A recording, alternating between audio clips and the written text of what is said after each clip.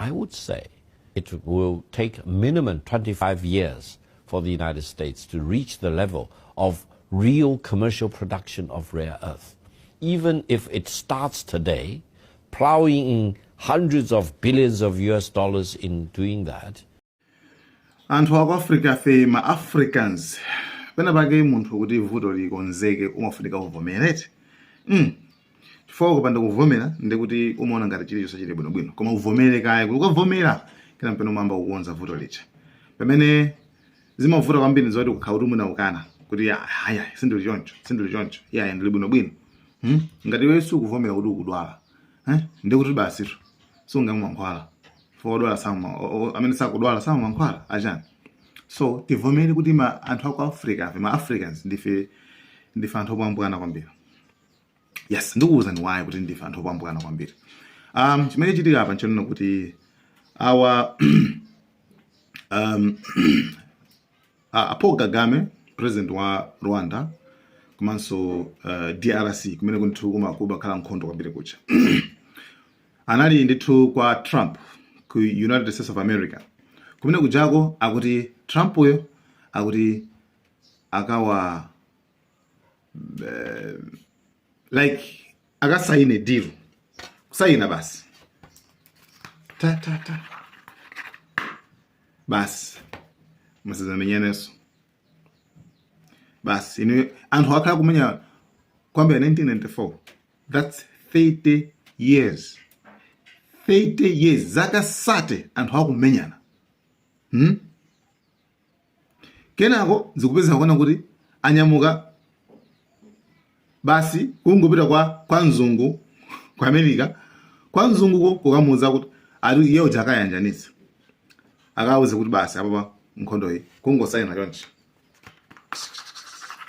mene mukuonera basi aba osakamenyana so mwamva ndipo Trump yo kusanga piteso sapitaso Trump yo like guys inu simunga like Antonio you guys grown ups simunga khale basi kungokambirana mpaka nani munyamuke mupita kwa Trump kwa America basi mene unjako akakusainireni kuti basi nkhondo yatha. Are you guys serious?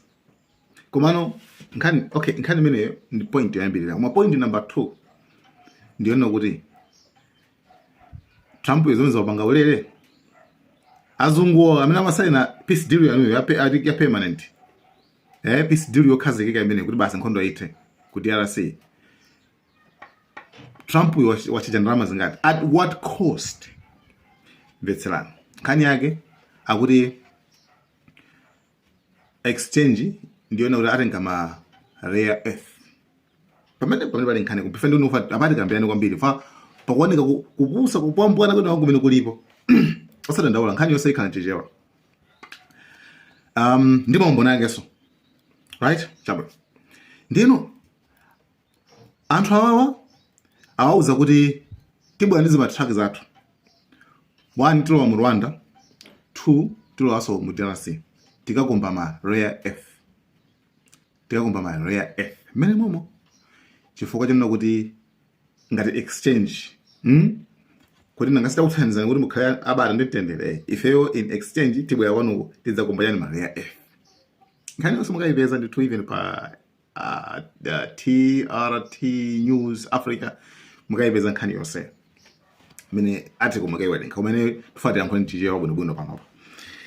So nkhani ndiona kuti ma rare earth ndi yani pande pati nkhani iyambira nkhani ma rare earth ndi yani. Ma rare earth ndi mtundu wa minerals amene chuma cha miyala pansi pa nthakapa komano ndiona kuti inyo ngati pali phone maugirayo muli ma rare earth komano zonsezo zimathamangira kwambiri ku magnet ngati genito.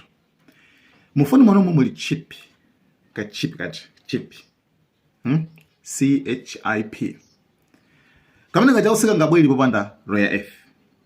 Okay, so ma rare earth apezeka kwa zida kaya galimoto kaya mafoni kaya ma TV kaya ma wireless na china chili chose cha electronic nkana make mumapezeka ma rare earth. Okay chabe so ma rare earth alikwenda kuti kwa maiko ambiri ali naye chabe koma rare earth kuti muyambe panga produce bwinobwino pali zinthu zingapo.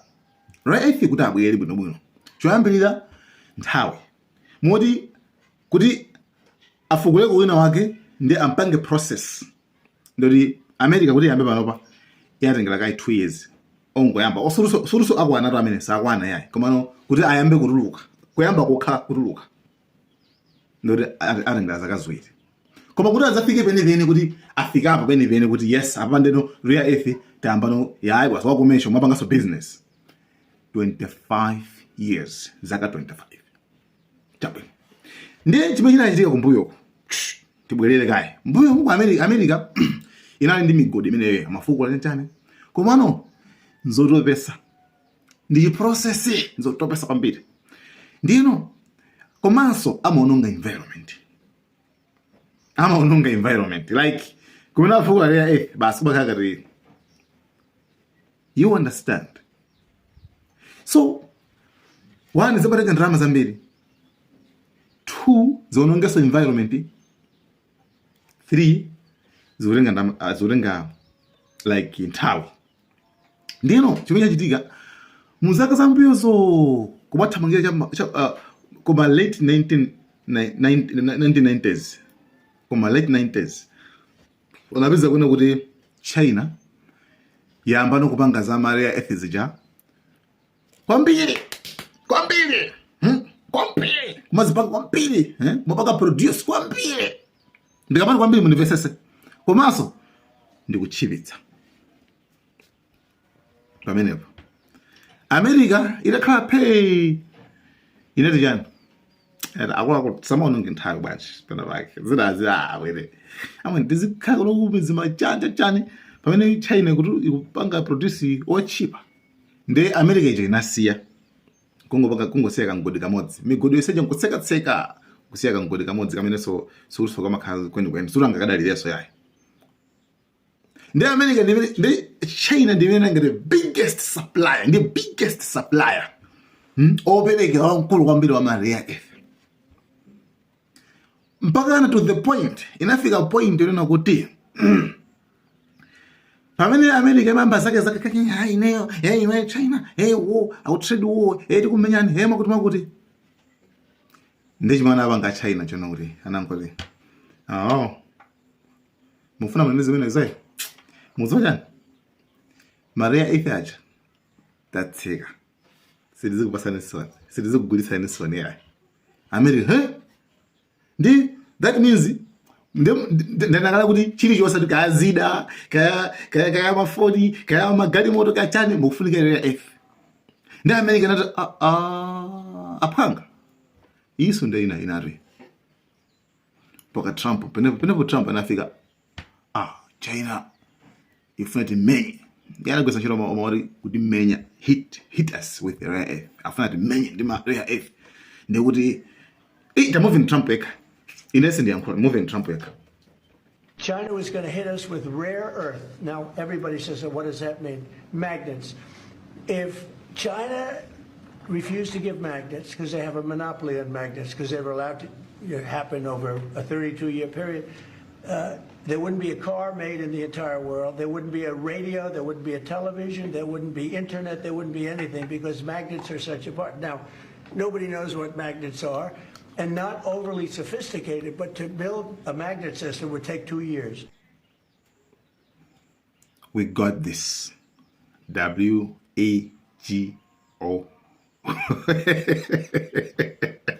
Hey guys, it's like Trump it's too late. Then it's like in also China have some sanctions that I used to do and so on. Never been a bit Trump anapita ku Japan kumena kumandi president wa China kumena kujoka na kambena zimzingapo chimodzi mizimana kambena za trade ana kamba kuona kuti tikupatsani tacho some sanctions that rare earth maybe for 2 years tikharu kupatsani supply for 2 years sana auzo kuti tamasolatu yake kumana khangata naje best change America acha fa kuzozuri imene ndi weakest point yawo point yo weak pofoka abantu pamene ko chifore iwo acha tabanga dominate insika wa rare earth okay tabe ndi America zikaziona ngazoti izinso ndi kenako chachitika apa nchani ndi pakabwanso pano ife ma Africans anthu opepera anthu opusa anthu osaganiza bwino mpentu ndi nkhondo zathu kutatopatopa mapita nokonda kwa Trump basi feyo muthandizeko basi nchani Trump wangoti anthu opusa kwambiri okay labwali kuti khane apa basi tango sign and was tested to sign it. Like, how dumb are you guys? How stupid are you guys? That's sign up. And again, I was. Apa nduri malipiro yake nisibwa zirangaria Then one environment imene ngati kuti wonongewa environment akaonongera kuti ku Africa. Ndio apita nzima track zawozo zipita ku Rwanda, track zawo zipita ku DRC. Kumene kuchako ndikumene sopana akabweyese sopano akampera sopano kupanga process kufukula mare efi aja ndoti akangati China ija basi China basi jada ndi khalani a China ife Africa ali panthu opusa uko amene tikatengere mare ya efi ngazozo ndi opusa Trump ayiro naona kusekerera ndiyo nkhondo imene makuti ama Africans ife ndi opusa tivomereze koma ife ndi opusa zona inuyo banja mwanu mwayambana mwandipeza ine ndopasani malangizo for example ine ndopasani malangizo ndikuzeni musiye kumenyana mmakonda kumenyana banja mwanu ndiyambe ndipeza ine ndikuzeni kuti musiye kumenyana sizabwino sign up sign kumenyana mwamva mukabwerera kunyumba kwanu msakamenyana mwamva okay sign up koma zimene panga apa zikuti ndipanga walere I know kuti mabweya mchiwa kutali komano misakwana muli ndi TV ndibwera zatenge TV imene fani maifuna nditopena pake ndibwera zatenge TV imene basi ino aivuta basi mtakubwera zatenga TV. Are you crazy? Murano mukwida tivomereze ndifume miro ina Brahim Traore sanga banga zimenazo ndifaka rufunika ina Brahim Traore ambiri. Guys, thank you so much mwana wene cameras. I think they've spent a lot of time killing each other, and now they're going to spend a lot of time hugging, holding hands, and taking advantage of the United States of America economically like every other country does. So they're going to do very well, but they do have some very valuable things. They're going to have a lot of money and a lot of success, and I think they're going to get along really well, so I hope so. Thank you very much. Look at them. Look at the way they love each other.